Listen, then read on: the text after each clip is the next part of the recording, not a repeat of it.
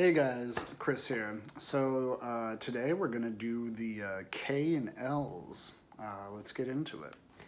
So up first we have Kid Millions, recession-proof rap. This was a gift.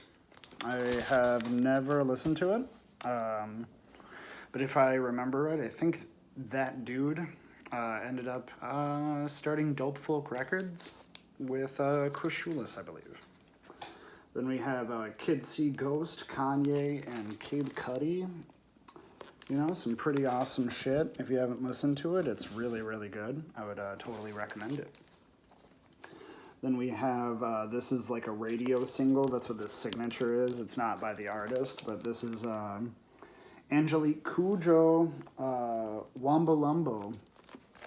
Just a really awesome song. I was looking for her Once in a Lifetime, I believe is the name of the album. It's like a Talking Heads cover album. It's really good. But found that for like $1, and I was just like, why not? Then we have Carole King, Tapestry. You know, this is a record that I bought because of a girl that I dated once. And, you know, we broke up, but I still have that record, I guess. Then we got some King Gizzard and the Lizard Wizard. I forget the name of this album, but what is it? Infest the Rat's Nest. That's right. You know, not a huge King Gizzard fan. Always respected them, but, you know, just a really, really good thrash album. Right, and then we have KMD, Mr. Hood. Any of the MF Doom fans will know this. This was MF Doom's rap group before he was MF Doom, back when he was Zevla of X. You know, just some really good stuff. You guys can look into the story of KMD. I don't have to get into it right now. But, you know, just some really, really awesome, like, boom bap of that era. Really good. Turns out Doom, been a good rapper forever. Then we have the LA Boppers. I bought this because I was really hoping it was going to be super good, and it is not. Luckily, I found it at a antique store, so I didn't really lose out on, you know, lost out on $1, I guess. Then we have Kendrick Lamar's Good Kid, Mad City. Definitely one of the best rap albums ever, I would say. At least, you know, top 20 albums, rap albums of all time. If you checked out my 2010 to 2020 list, I believe I put that on there. This one was definitely in the top 10. And that is To Pimp a Butterfly. Just so good. And, you know, you get Terrence Martin, Kamasi Washington, Thundercat, and Flying Lotus to produce your album. It's gonna be good, you know. Same deal with this, Untitled Unmastered. I remember when this album came out, my buddy Perush, like, came and told us, and then me and Kyle just like hung out in Perush's room and just listened to the album with him, and it was really good. I remember just being like super blown away by it, and then I probably listened to it just on repeat so much after that. Then we have Damn, you know, just completing that discography almost, you know, missing the first ones, but Damn is super good. I'd recommend it if you haven't listened to it yet. Same with all of this Kendrick stuff.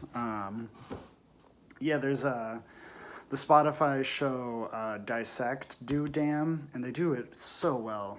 Totally recommend checking it out as well. And if you're not going to check out the album, at least check that out or something. Then we have Lamb of God, Ashes of the Wake. You know, like you should know, I grew up a pretty big metalhead, and Lamb of God were just one of those bands that I remember listening to all the time. They were on like every metal comp. And, you know, Ashes of the Wake, like that's the album that came out when I was a kid that was just like, oh, this is amazing, you know. Then we have Larry and His Flask. And, you know, Larry and his Flask are just a really, really amazing band. They're like bluegrass punk, but in like a really good way, in a way that's like not annoying whatsoever. And they even have like some moments that are like ska almost. This is also Larry. This is Hobo's Lament. I remember when we first saw them, it was on Warped Tour. In my buddy Kyle, Alex, and I, we had missed them when we went to Warped Tour in Shakopee, but they played the 1 year that Warped Tour was in Iowa. And while we had missed them in Shakopee, Minnesota, my buddy was just like, "Oh, dude, you gotta check them out." And so they ended up opening Warped Tour in Iowa, on the main stage at least. And this one's on white. And it was just one of the best shows I've ever seen.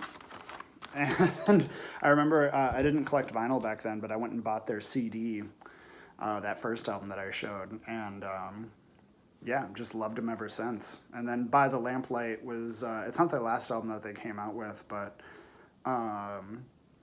it was the last one they had come out with for a while. They came out with one more after it, but I don't think they're really coming out with new music anymore. Very unfortunate, but so good. Then we have, what is this? Last Days of Humanity. The Sound of Rancid Juices Sloshing Around Your Coffin is the name of this album. Yeah, let's see. There's 26 tracks. I believe it's about 20 minutes long. It's off Fat Man Records. I got this at half-priced books for the super cheap, you know, just super low. I bought it because of the sound of rancid juices sloshing around your coffin. Definitely had to be fucking crazy. And it is. It's not anything to write home about, but it's just some regular old grindcore, you know? Then we have Lights, Siberia Acoustic. I love Lights, and Siberia is my favorite album of hers.